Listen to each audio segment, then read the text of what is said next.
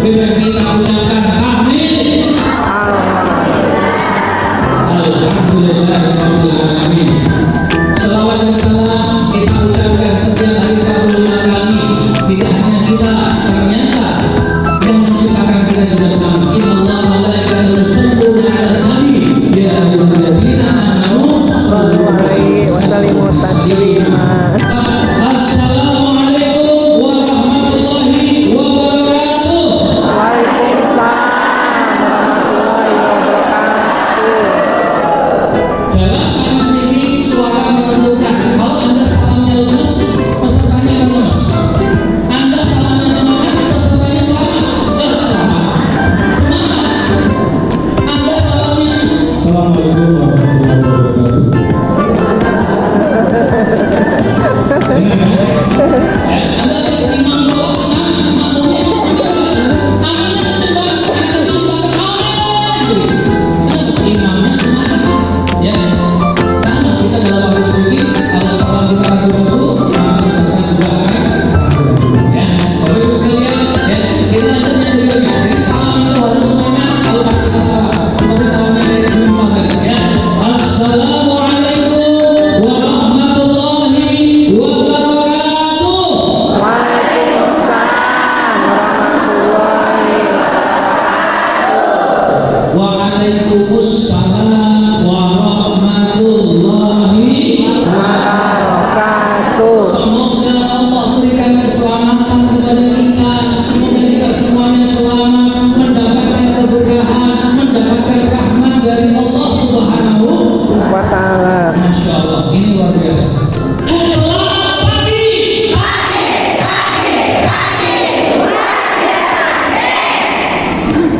Kalau dalam seminggu begini, posisi kakak begini, pada posisi yang kedua, saya akan ketuk-ketuk begini. Ketuk-ketuk, ini namanya rating. Kalau Anda seperti ini, insya Allah aliran darahnya lancar, rezekinya juga lancar. Amin. Kalau aliran darahnya lancar, ada yang amin.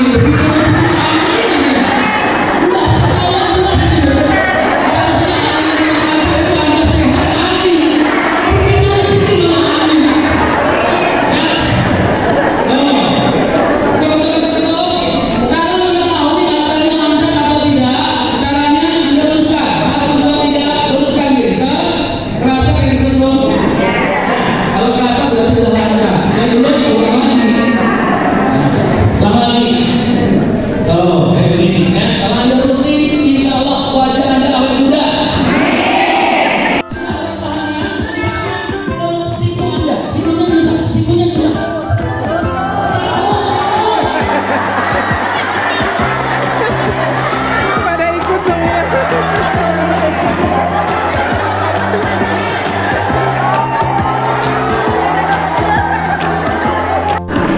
Ya, ya. Tepuk dua, tepuk tiga, tepuk dua, satu.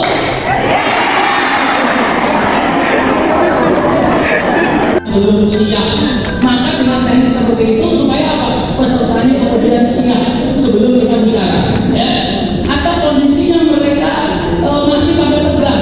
Ya, tepukan ini mencairkan suasana. Ya, supaya tegang. Ya.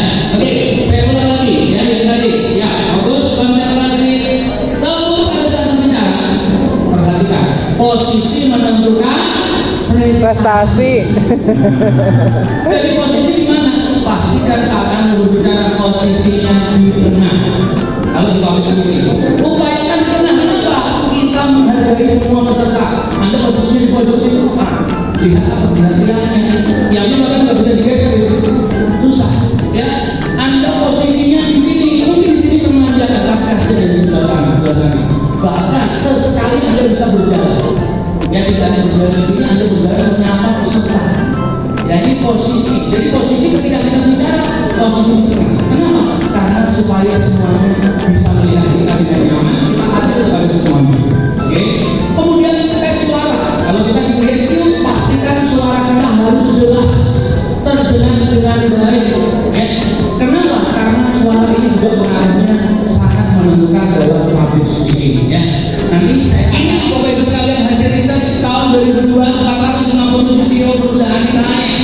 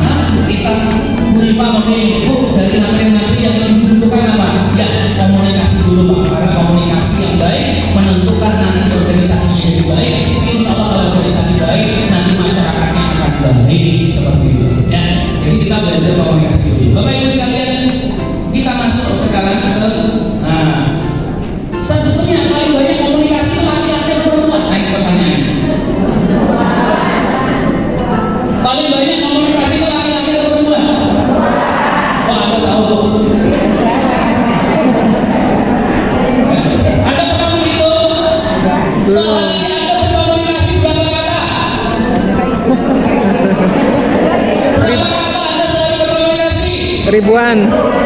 Berapa? Berapa? 3.000. Inilah hasil risetnya. Wanita dan laki-laki dalam berkomunikasi. Komunikasi itu ada 3. Ada visual, ada verbal, ada vokal. Dan bukan hanya sekedar kata-kata, tapi wajah kita, gerakan tangan kita, kemudian intonasi suara dan sebagainya. Itu komunikasi. Contoh, perhatikan. Inilah hasil riset komunikasi antara laki-laki dan perempuan. Siapa yang paling berani? Ternyata pria dalam sehari dia mengeluarkan 7.000 kata per hari. Melalui kata 2.000 sampai 1.000, melalui vokal 1.000 sampai 2.000, gerakan bahasa tubuh ada 2.000 sampai 3.000. Ekspresi wajah laki-laki itu ternyata hanya ada 4. Ekspresi diam, ekspresi marah, ekspresi bahagia, senyum, sama ekspresi kondisi sedih. Sedangkan wanita dilihat ekspresi wajahnya lebih dari 30. Ekspresi wajah wanita Banyak sekali. banyak gitu ya. Kita lihat. Sedangkan wanita nih laki-laki 7.000 kata. Wanita berapa kata, Bu? 10.000. Ternyata hasil riset wanita ada 20.000. Wow. Makanya ya disebutkan kalau kamu mau berbakti 3 kali sama siapa? Ibu. 3 kali komunikasi. 3 kali peran komunikasi ibu lebih banyak dibanding laki-laki. Wanita setiap hari rata-rata 20.000 dalam kata, dalam dunia vokal, gerakan bahasa tubuh dari wajahnya, gerakan tangannya, penampilannya dan sebagainya. Itu adalah bahasa tubuh. Ternyata wanita 20.000 kata per hari. Dan ini dihitung dari mulai bangun tidur sampai tidur lagi. Wanita dari bangun tidur, coba Anda lihat. Wanita dari bangun tidur, bangunin anak. Bangun, nanti sekarang ya Allah ini masih berantakan tapi gimana kita sekarang kita belum selesai. Nanti kalau saya menyebut sudah selesai gimana? Kamu gimana sih? Begini aja, belum selesai lagi. Anda istri kayak begitu? Ada. Wanita kayak begitu? Ada. Itu adalah cara wanita mencapai target setiap hari. Itu sehat. Tak banyak gerakannya, itu sehat. Wanita bangun nggak ngomong, itu ciri-ciri wanita sakit.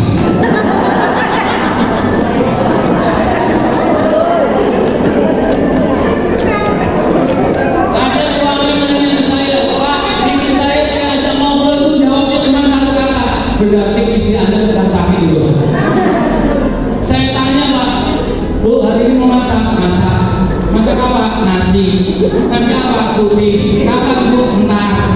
Nah, itu istri Anda lagi sakit itu. Tapi kalau Anda tanya jawabnya banyak, itu ciri-ciri istri yang bahagia, yang sehat. Ma, hari ini kita makan apa ya?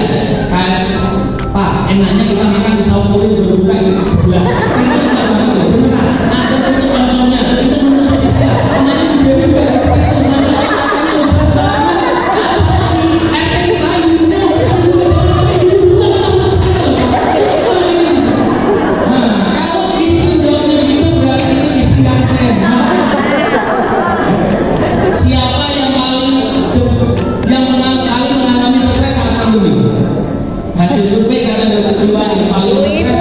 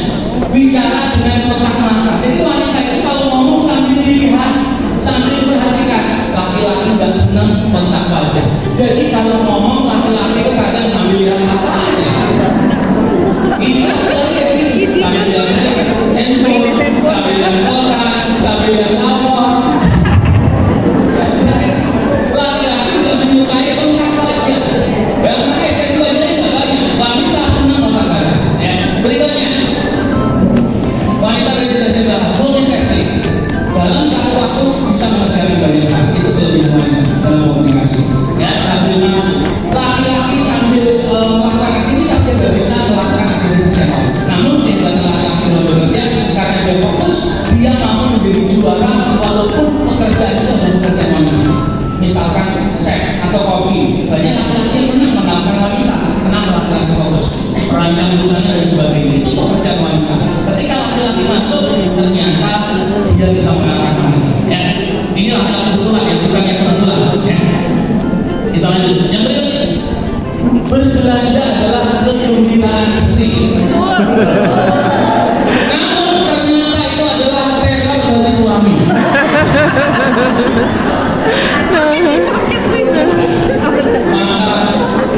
Kalau ada bapak-bapak sering saya sampaikan, Pak, kalau belajar sama istri, bapak harus baik-baik sama istri. Kalau bisa dipegang terus sama istri. Kalau belajar sama istri, baik-baiklah sama istri, pegang terus sama istri Anda. Insya Allah aman. Pegang sama istri, insya Allah. Kita lanjut. Oke. Bila tertekan, butuh bicara. Dia tekan nggak nyaman. Seorang wanita dia nggak nyaman. Dia perasaannya kan pakai perasaan. Kok kayaknya suami saya beda. Dia tanya, Mas apa sih Mas? Mas kok kayak begitu sih Mas hasilnya? Salah saya apa? Jadi wanita itu kalau dia sedang tertekan ada masalah, dia akan berbicara. Beda dengan laki-laki. Ya, ketika dia tertekan ada masalah malah nggak mau bicara. Ini yang menyebabkan akhirnya dia tambah stres, tambah frustasi, bahkan sampai depresi. Ya. Berikutnya, bila curhat hanya ingin disimak. Jadi kalau wanita itu curhat, kadang solusi itu terakhir. Yang penting Didengerin. yang penting diperhatikan dulu. Tuh. Oh begitu ya Bu. Terus lalu oh gitu terus. Pengennya begitu, pengen disimak perhatikan. Bukan suami bilang, udah tahu, udah bukan itu. Udah dia capek, ayo istirahat, ayo tidur, bukan itu. Tapi suami siapkan dua-duanya untuk menjadikannya. Yuk kita lihat dari Rasulullah. Rasulullah kalau istrinya punya masalah, apa yang dilakukan Rasulullah? Ternyata Rasulullah menyiapkan bahunya supaya istrinya kepalanya ditaruh di bahu Rasulullah sambil bercerita sampai istrinya puas bercerita dan Rasulullah siap mendengarkan keluhan. Ketika istrinya sudah semuanya disampaikan ceritakan, baru Rasulullah berbicara. Ini kalau mendengar belajar dari Rasulullah. Jadi saat istrinya sedih tertekan ada masalah, Rasulullah menyiapkan bahunya. Namanya kalau ibu sedih langsung bilang suaminya siapkan bahunya ya. Siapin duitnya.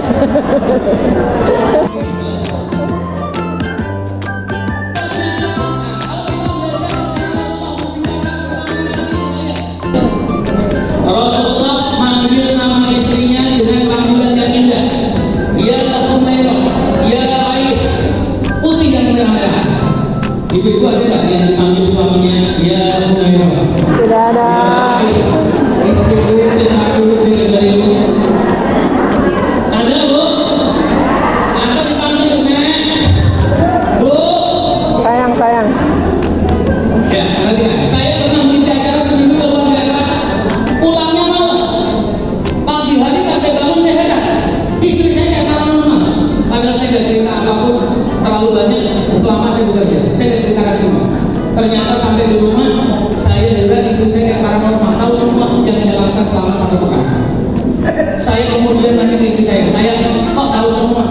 Dari mana yang ngasih tahu? Siapa yang ngasih tahu? Istri saya menjawab, ternyata ketika malam hari saya nyampe, saya tidur, istri saya buka handphone saya. Maka Bu, kalau kita belajar dari Rasulullah, manggil nama anak kita, manggil nama suami kita, pakai panggilan yang indah, biar itu juga dipanggil yang indah. Istriku, cintaku, bidadariku, solehahku, cantikku. Ya, ini bahasa. Berikutnya.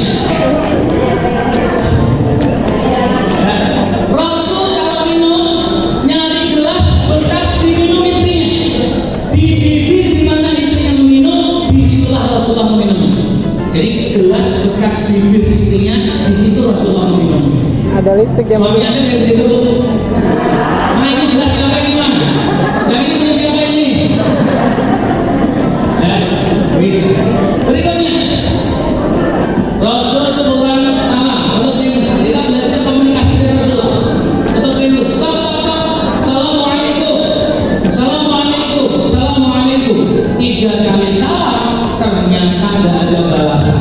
Apa yang dilakukan Rasulullah? Rasul membuka surganya, Tidur. dihamparkan di depan pintu rumah Rasulullah.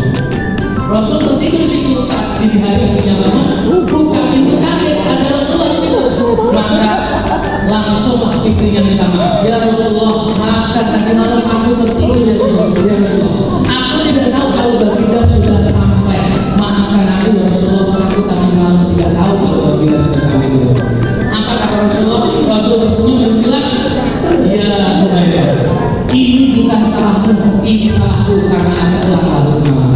Wah, sweet. Kira-kira suaminya kayak gitu. Apa? Ya pengen makan di rumah belum ada makanan. Maka Rasulullah bilang kepada istrinya, ya bukan rumah istriku hari ini aku berpuasa. Berpuasa. Ya nggak memarahi istrinya kalau musuh kesabaran. Ini contoh-contoh komunikasi Rasulullah. Bahkan Rasulullah mau perang saja, mau perang dulu. Rasulullah ngajak istrinya perang naik unta. Zaman dulu belum ada motor, belum ada mobil, adanya unta. Mau perang, istrinya mau ikut, maka apa yang dilakukan Rasulullah? Paha Rasulullah maju depan gini. Istrinya untuk naik atas tubuh unta menginjak paha Rasul. Kaki istrinya di sini, tangan istrinya dipegang oleh Rasul, dan wajah istrinya ditatap Rasul ini. Inilah yang dibutuhkan dari fotografer untuk foto dari itu mengikuti gaya Rasulullah saat mengajak istrinya perang. Ya. Inilah cara komunikasi kalau kita mau belajar dengan Rasulullah. Sama anak manggil yang bagus, bahkan burung saja dikasih nama, ditanya kabarnya. Ya, apalagi sama sahabatnya, sama anak, sama istri dan sebagainya. Ya, kita lanjut. Ya. Bila mendengar curhat selalu menawarkan solusi, itulah laki-laki cara berkomunikasi. Ya udah begini aja. Ya pokoknya begini aja lah. Itu adalah cara laki-laki. Ya. Jadi dia menawarkan solusi, bukan kalau wanita pengennya disimak, pengennya didengerin, pengennya diperhatikan dulu. Namun laki-laki solusinya begini, ya, begini aja, ya, seperti itu. Padahal solusi itu nanti, yang penting diperhatikan dulu. Ya. Kita lanjut. Nah, tinggal level komunikasi dalam berorganisasi. Bapak Ibu, orang komunikasi itu ada tiga level. Level yang pertama apa? Level komunikasi yang pertama no, yaitu orang yang jarang ngobrol, jarang silaturahim, jarang ketemu tetangganya. Ini tipikal jarang ngobrol, jarang. Kalau kerja, yang penting masuk, yang penting hadir. Ini komunikasi yang termasuk no, yaitu yang paling buruk levelnya. Ya sama tetangganya itu nggak kenal tetangga sebelahnya itu siapa nggak kenal. Ya, ada nggak orang kayak gitu? Ada. Sama tetangga sebelahnya nggak nyapa, ya. Kalau dia nggak mau nanya kedua, itu dia adalah dia menolong kalau dibutuhkan, dia memberi atau membantu kalau diminta, dan memberi kalau menolong pada orang yang dikenal saya. Inilah level komunikasi yang ini. Dia kenal sama tetangganya, mungkin ada tiga sebelah kanan, tiga sebelah kiri, atau dua kanan, dua kiri, rumahnya, belakang rumahnya terbatas. Dia kenal hanya sama teman kerja di pekerjaan yang selama ini dilakukan. Itu saja. Ini level paling banyak orang komunikasinya tipikal oke atau menengah. Komunikasi yang levelnya hanya di sini. Orang yang keren itu adalah komunikasi yang tipe OKWGS. Tipe OKWGS itu kayak gimana Kak? Tipe OKWGS itu kenalan itu nggak hanya pada teman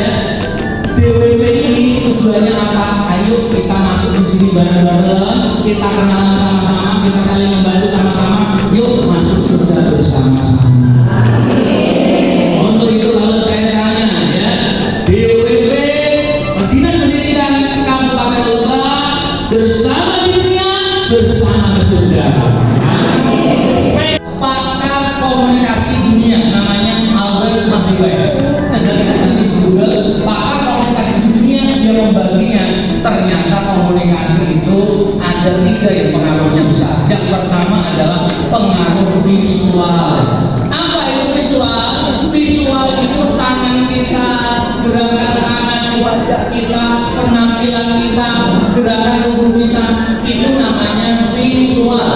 Ternyata itu 55% presentasi yang paling besar. Barulah yang kedua adalah vokal, yang ketiga itu baru verbal. Pak, kalau saya bicara gimana? Biar ada nyaman, penampilan yang rapi, ya, yang matching. Anda nggak matching, kadang tidak matching, ya. Brosnya semuanya, persiapan semuanya matching, penampilannya. Yang penting apa? Orang pertama kali lihat Anda bukan sepatu Anda, bukan jam tangan Anda, tapi wajah Anda. Maka wajahnya pastikan senyum. Senyum manfaatnya banyak. Yang pertama, 3 menit mendayung perahu itu bisa dikalahkan dengan 10 detik tersenyum. Ya, orang yang 10 detik tersenyum itu energinya itu lebih baik daripada 3 menit mendayung perahu. Itu risetnya. Kalau 10 detik berapa kali? Berarti 3 kali senyum. Orang senyum itu rata-rata berapa kali? Orang senyum berapa detik? Sekali senyum rata-rata 2 sampai 5 detik orang senyum. Gak ada yang lebih dari itu. Kalau terlalu lama itu namanya enceng. Bu, gimana katanya? Nah, itu kalau sudah terlalu lama itu namanya enceng. Ya. Oke, berikutnya riset yang kedua. 5 menit bekerja keras itu ternyata dikalahkan dengan 5 menit tersenyum. Tersenyumnya nggak langsung 5 menit, tapi itu lebih dari 100 kali. Jangan Anda kira langsung senyumnya 5 menit. Ya, itu berarti lebih dari 100 kali. Itu bisa mengalahkan orang yang kerja sampai 5 jam bekerja keras. Demikian. Ikatan Dokter Saraf menyebutkan begini. Orang yang tersenyum 20 kali dengan ikhlas. Orang yang tersenyum berapa kali, Bu? 20 kali dengan ikhlas. 20 kali dengan ikhlas. Itu ternyata akan terhindar dari penyakit stroke. Jangan menunggu stroke baru Anda senyum. Tapi senyumlah, insya Allah Anda akan terhindar dari penyakit. Pak, senyum yang ikhlas gimana? Lihat temannya pakai baju bagus, masya Allah, bajunya bagus, Bu, kerudungnya matching, mantap. Senyum. Ada tetangganya beli handphone bagus, masya Allah, Bu, handphonenya dari baru ya, keren. Ini baik rezekinya. Maka ini dengan orang-orang ini kita harus berbuat baik, komunikasi yang baik sama mereka. Kalau kita pengen rezeki kita baik, maka baiklah sama mereka ini. Saya sebutkan melalui jari biar Anda mudah memahami. Yuk, saya tanya, yang bisa menjawab ini literasinya masih terus. Yang bisa menjawab pertanyaan saya ini pasti literasinya oke. Jumlah jari tangan kita ada berapa? Jumlah jari di kaki kita ada berapa? Jumlah jari tubuh kita ada berapa? Pertanyaannya, berapa jumlah jari pada 10 tangan? 100.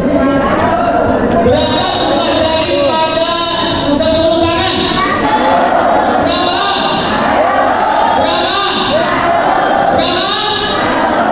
5. Ini orang tua atau jempol ini melambangkan ibu jari ini melambangkan orang tua. Siapa anak yang baik hubungannya sama orang tuanya, maka akan baik rezekinya. Allah kasih hak yang sama kepada manusia. Manusia punya salah, punya dosa, punya keliru, dikasih hak yang sama sebagaimana haknya Allah.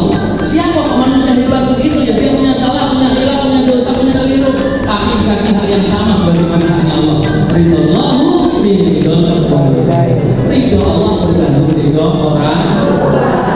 Maka anak yang sama orang tuanya hubungannya baik, saya yakin, sangat yakin. Kenapa? Ini janji Allah, pasti rezekinya akan baik. Tidak bisa ya. Maka siapa yang dulu saya hajikan pertama kali saat saya punya rezeki, saat saya punya rezeki bukan istri saya hajikan pertama kali, ibu saya, orang tua saya yang saya hajikan. Ya. Kenapa? Karena saya yakin yang saya muliakan sebelum saya menikah, saya sampaikan kepada calon istri, nanti kalau menikah sama saya, rezeki saya ini sebagian milik orang tua.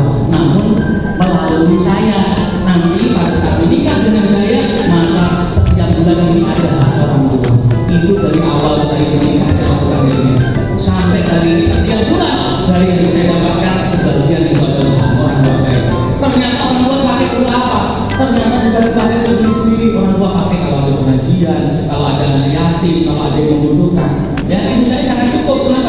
pikirin udah cukup semua rumah sudah ada, pokoknya cukup semuanya. Apa yang dilakukan ibu saya dipakai itu ternyata melalui itu ternyata jadi mudah rezeki. Jadi kalau anak sama orang tuanya bagus dapat rezeki diselisihkan diberikan kepada orang tuanya pasti rezekinya akan ditambah. Adalah dengan tim di organisasi kita, di tempat kerja kita, ya. Kalau sama tim ini bagus, sama tim ini kompak, komunikasinya baik, organisasi akan tumbuh dengan baik. Tim itu akan tumbuh dengan hebat. Kenapa? Diisi oleh orang-orang yang kompak, saling yang tahu bicara-bicara yang baik, bukan saling ngomongin keburukannya, bukan saling menjelek-jelekannya, ya, bukan saling menjatuhkannya, mengejeknya dan sebagainya. Jadi kalau sama tim kita, di organisasi kita, di sekolah kita hubungannya baik, insya Allah baik juga rezekinya.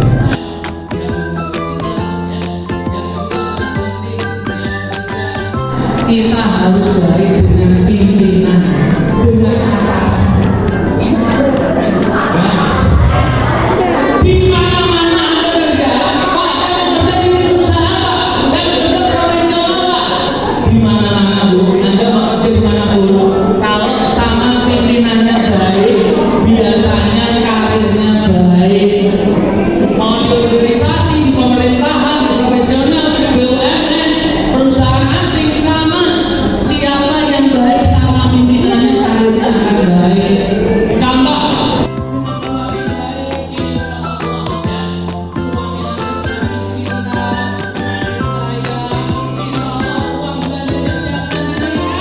Amin.